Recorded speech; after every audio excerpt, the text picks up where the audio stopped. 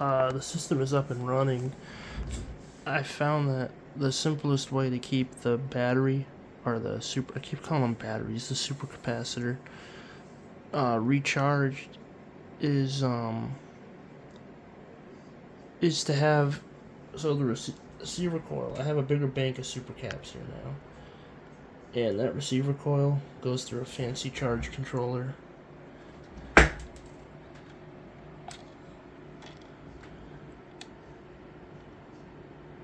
And then that charges the super cap bank, and I put the cap bank in parallel with the starter cap, so it's recharged by the solar charge controller. The receiver coil is outputting probably about 3 or 4 amps now. We have the system in high power mode, under 20 watts, and the radiant energy effects with it are phenomenal. And as you see, the system is self-sustaining and charging itself. And all that extra power comes from the ground wire here that just goes right to my outlet, grounded outlet. So the system is recharging itself. That meter is just hooked up in voltage mode right into the leads for the super cap. As you see, the starter super cap is in parallel with the super caps that run the inverter. That's the simplest, easiest way to recharge it. Keep it recharged. Only thing is, if you ran the inverter too long, you would kill the whole system. But there should be a cutoff. I'm going to build a circuit cutoff in there where you can't run it too long, because it would detect it and shut itself off. So, look at that, we're already at 13.40 almost. The system will continually recharge itself. And the radiant energy effects have just gone like off the scale. I'm trying to find that little light I dropped. It's a little wireless light. Oh, here it is. I'm dropping stuff all the time. So keep in mind, this thing is not plugged into the wall in any way. It's all run by super caps. And I still maintain the phenomenal wireless energy. It's like this radiant energy is spreading, and if you touch any metal component in this area, you'll feel a shock. Like, look at this. The radiant energy is in this battery, this super cap maintainer, which only has its input leads hooked up. And if you hook up just one side, it'll glow green or red if the system is charged. As you see, it's not plugged in. We just have one side hooked up, so we can see our charge level. The green light is charged, red light it's not. So that's what I was doing with that, and I discovered this thing is like, there's radiant energy coming off it. The energy is like spreading and duplicating itself on a lot of different surfaces while the system recharges itself with the ground wire. So I was working on really get that maximum output from one receiver coil, because that would be the ultimate simplistic solution. And look at that, we're already at 13.40. It's going up. 13.38, 13.39, 13.40. System just keeps going up, which is incredible. And I'll demonstrate the spreading effect of the radiant energy. As you see, the wireless power effects are phenomenal now, while the system recharges itself. And look where the radiant energy is present. It's present in the starter super cap, as you see the bulb glowing very bright. See if I can get an above view. It's present in the solar charge controller. Like, what the fuck? It's present in the inverter, which isn't on very heavily. It's present in the super caps that run the inverter. The radiant energy, like, look at this.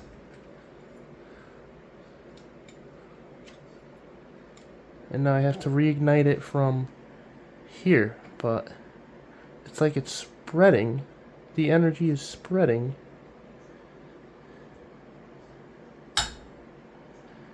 And this is the weirdest part. Look at the cord down here.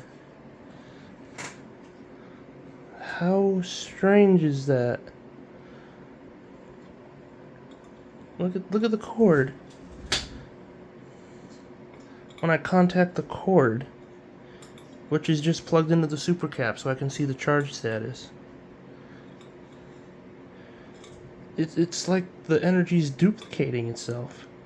And then once you lose the signal, you have to like reacquire it. And then you can just follow it down the line, see where it's propagating. And I'm curious what would happen if I ran a super long wire in contact with the earth, what would happen? This is strange stuff, folks. And we'll see if the thing is still recharging itself. Yeah, we're still recharging. The system is recharging itself while doing those effects. We'll do a quick tour of the room. There is nothing under the desk.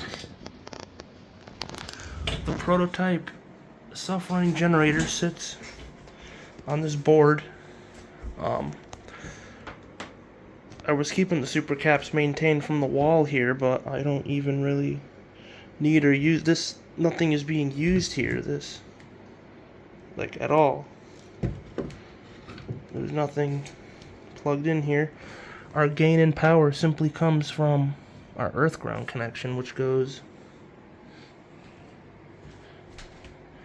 right through a series connected capacitor of our L2 coil, receiver coil, and it sucks up power like an energy pump or a heat pump, and that's where the gain in power comes from. And I can't get too close to this thing. It is going nuts, like, with the energy.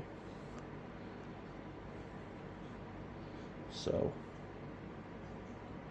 simplest way to keep the system recharged, the input cap is connected in parallel with the caps that run the load and the inverter, and because of that, the receiver coil that goes through the charge controller can recharge everything. This is the simplest way to do it. Not have the inverter on, wasting power, then run a separate DC circuit to recharge. That's too wasteful. So this method seems to be most effective. And it is running itself. The only problem the system has at the moment is if you left the inverter on too long with a load plugged in, the system would run itself down to the point where it couldn't recharge itself. I'd have to build in some kind of cutoff. So there's a real 100 watt load lit. Oh, it's actually 200 watts. Shit.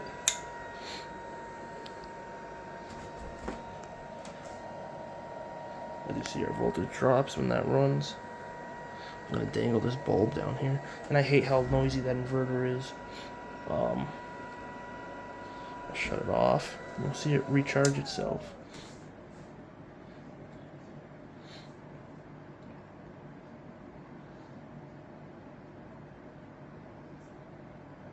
So if that load were to have run too long, it would bring the system down into a state where it couldn't recharge itself.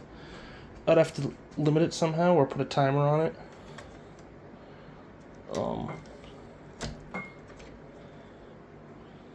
That's what that looks like. I just throw everything on the bed. As you see, it is recharging itself.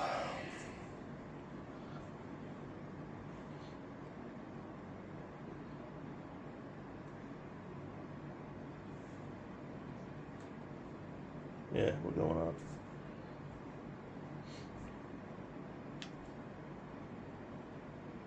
So I'm going to let this go, let the system, see how long the system can run itself like this. And the wiring does need to be cleaned up just a little bit more. But when you do stuff, you always need to prototype a little bit. And as you see, there's a solar charge controller, a newer one.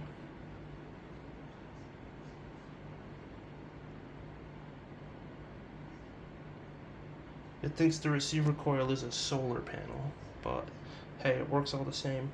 And the circuitry in there charges the super caps as efficiently as possible. So, as you see, here's the voltage over here.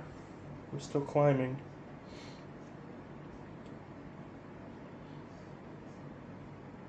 And we're still green on this thing.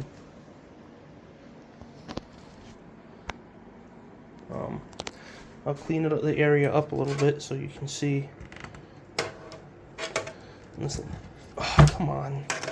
Everything gets stuck on shit.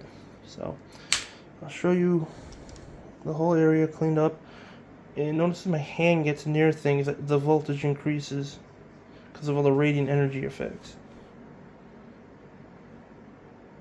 It's present everywhere. Look at the light. It's in the meter. The energy is like duplicating itself.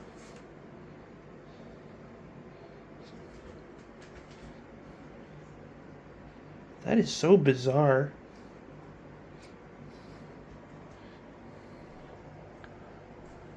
And this is the most refined I've ever had the system. Look at that, already at 13.5 now. That's crazy. And I thought the meter was wrong, but the meter can't be wrong because this SuperCap maintainer says we're green, so the meter's probably not wrong. That's wild. And again, we'll give you a view of everything. This is where the other end of the SuperCap maintainer plugs into. I just have one end hooked up, so I can get the light to turn on to see if it's charged or not charged. Green is fully charged, red is not charged. So that's what was going on with that. It's spiking in power. So that's wild. I always lose the little lights I hold when I film, I swear. So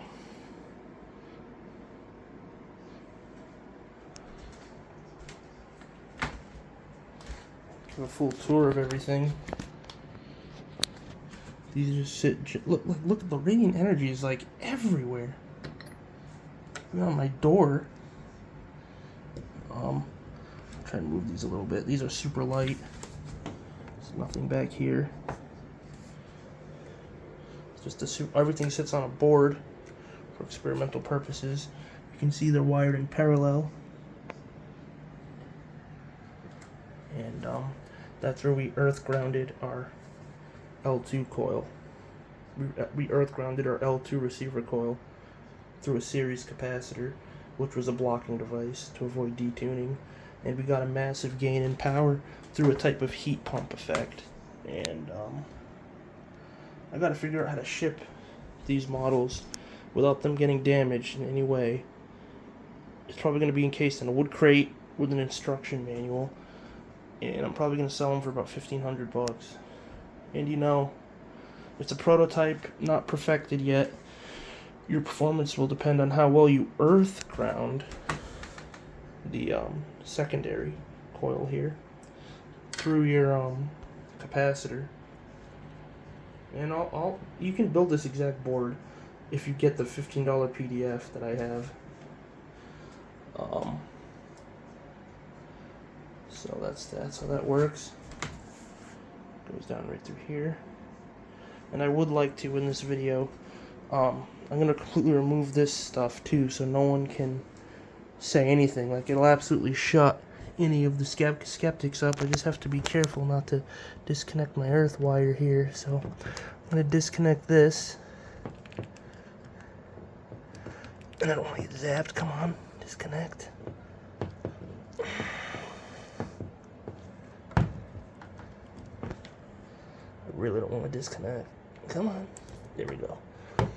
So now I'll begin to remove. I'm gonna make it so you can see the board very, very well.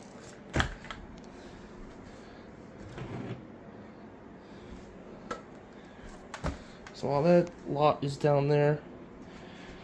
Gain in power simply comes from just the earth connection, which goes right to a dead outlet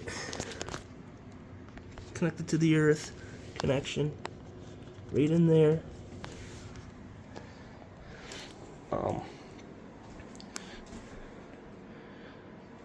The system gets gain in power from the earth, from a very good earth connection.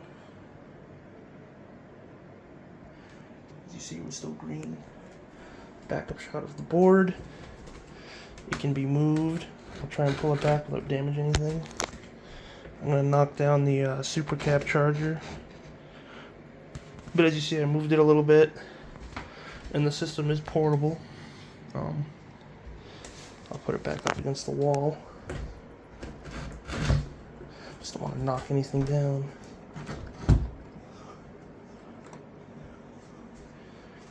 The whole system sits on a, what is that, like a 2 foot by 2 foot board. And it continually recharges itself. Something got a little adjusted here.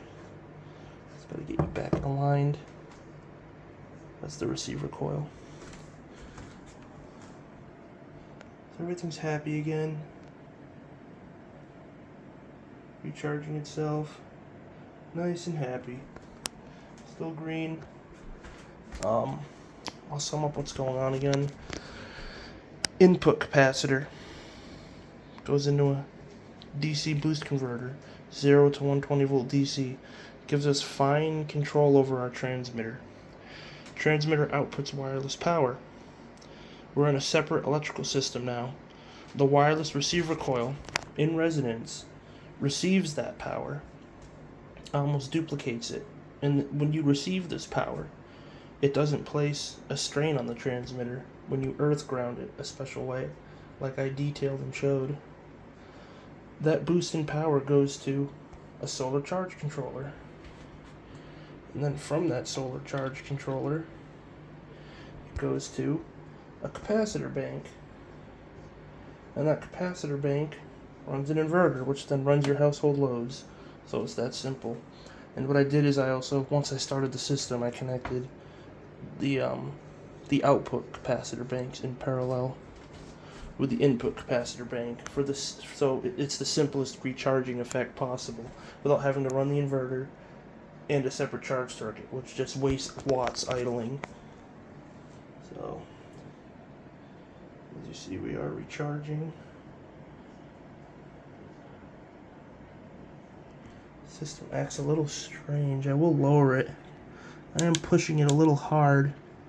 I'll take it down to 65 should be good. Just don't want it to get too hot. The heatsink will get pretty hot. So yeah, we never seem to drop between 13.2 or 13.3. It idles between that. And to end the video, I'll demonstrate the radiant energy effects again. Like just exactly where they are, which is crazy. It's present here. It's present in the wire. It's present when you touch the bulb to the just a stray cord. Like, that is wild.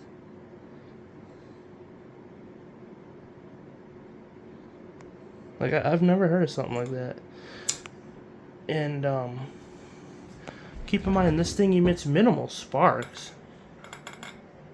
Like, there's no sparks coming off my device because it's not designed to shoot sparks. It's designed for wireless power transfer as efficiently as possible.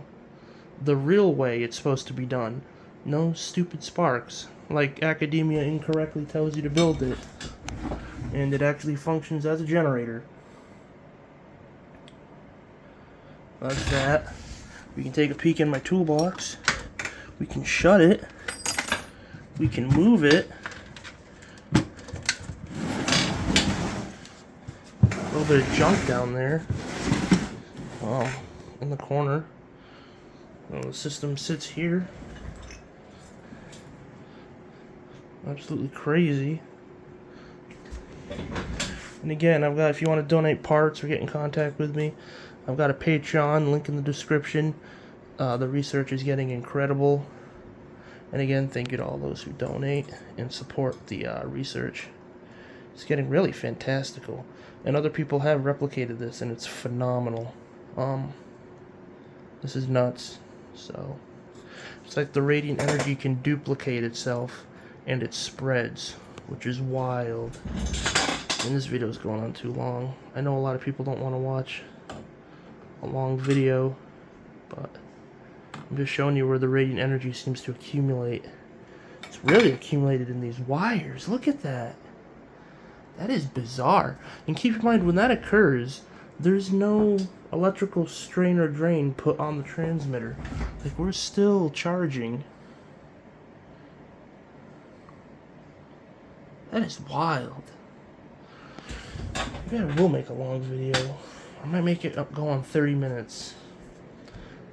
Quick room tour. I believe the other fluorescent is in the toolbox. Why wouldn't it get caught and fall?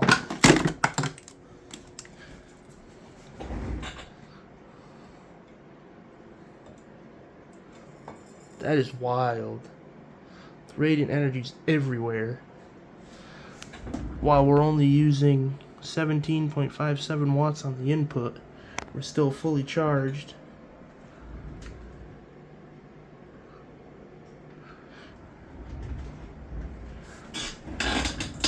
We're still recharging. And we still have radiant energy. I always lose that little freaking light, the little handheld one. It drives me nuts when I film. I have it all the time when I don't film, but the moment I film, I lose the little handheld light. But, yeah, that's basically what I wanted to show. I'll even get the big tube lit. Huge tube.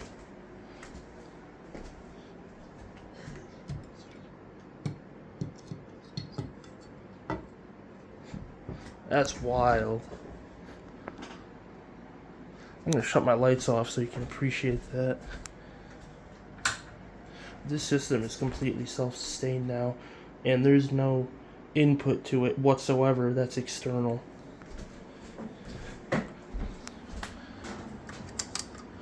Just let you appreciate all the light from that corner. That is nuts.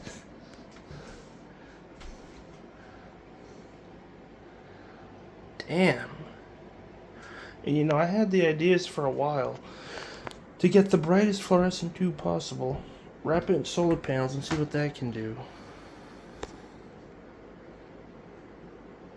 That's wild.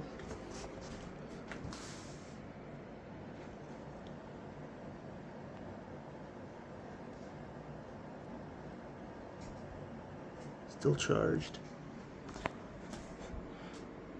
And these would be, this one probably isn't detuning the system, but that one probably would be, and that one might be slightly.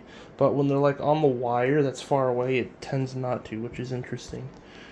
So, that is nuts. Yeah, I'm going to turn the lights on again. We'll do a room tour.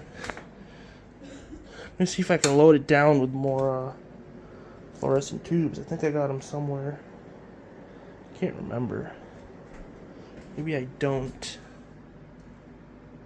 I might not have more fluorescence. Shit. We'll do a quick room tour. So the device is self-running in that area. There's no hidden plugs anywhere.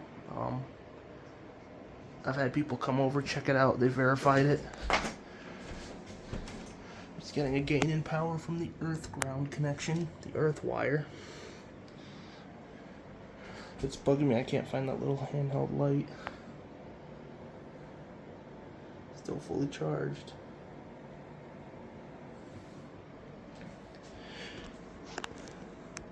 Room tour.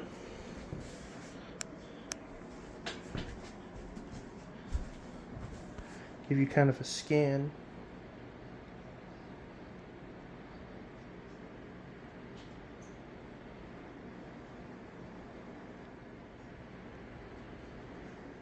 That device is self-sustaining. There's my cat. And I will be moving, well, I'll be setting up a second lab to construct the transmitters in my basement. I'm going to renovate part of my basement.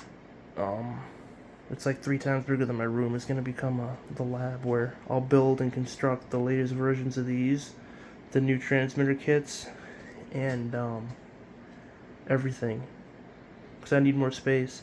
There's going to be new models of transmitters coming out that are going to be on, because the bigger you make the system, the higher the Q factor and the more efficient it becomes. The bigger ones will be wound on 3-inch diameter PVC and 4-inch. So that'll be exciting. Older receiver coil models. I'll remove these bulbs now because a couple of them are probably detuning the system somewhere. But it's just interesting where the radiant energy is. So put that over there. Put you over here.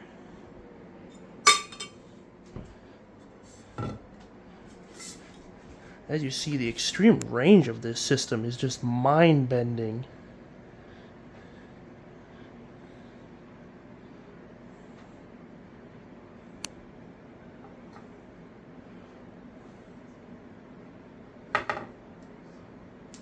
That is crazy.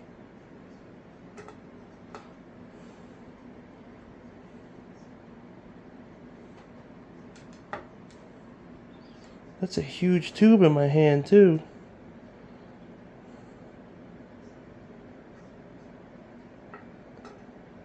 And if I contact the metal to the end of the plug, it'll get really bright. I can't quite do it. Oh, I got it for a second. It's hooked on something. Come on. Everything fights you.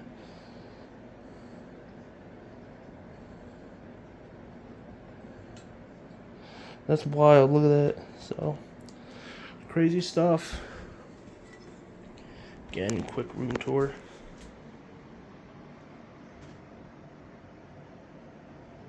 It just self-sustains itself, keeps going. I'm going to have to set this up as a live feed in my work shed. I'm going to build a model of this, probably for about $500, and have it on a live stream soon in my work shed. And your boost in power will vary depending on how heavy you earth ground your L2 coil, your L2 receiver coil, as you see there. So that's that. And I haven't even experimented with super heavy gauge wire there yet, or putting a metal plate in a lake, which would be nuts.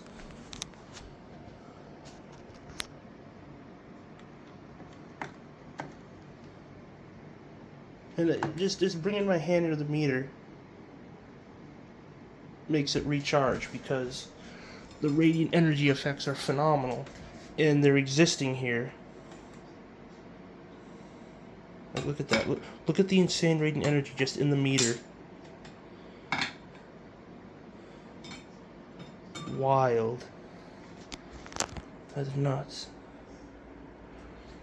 And again, I'll run a heavy load. I'll connect it up, and we'll see the system recharge itself. And nobody can say it's the VI curve of a battery, because I don't use batteries, I use supercaps. So, intense light and heat. And I'm not going to have this video go over 30 minutes. As you see, that kicked on. No degradation to this. Our voltage dropped a bit because we're running a load. And then I'll shut this off now. We'll watch it recharge itself.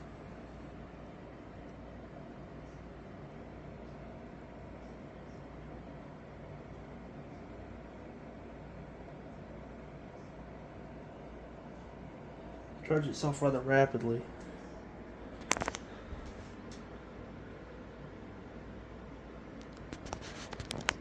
And this bulb being lit might affect its ability to rapidly recharge. I'm not sure. Or not. It might charge even quicker. This power has become phenomenal. It's like it's duplicating itself in this whole area and spreading. So, very interesting form of energy.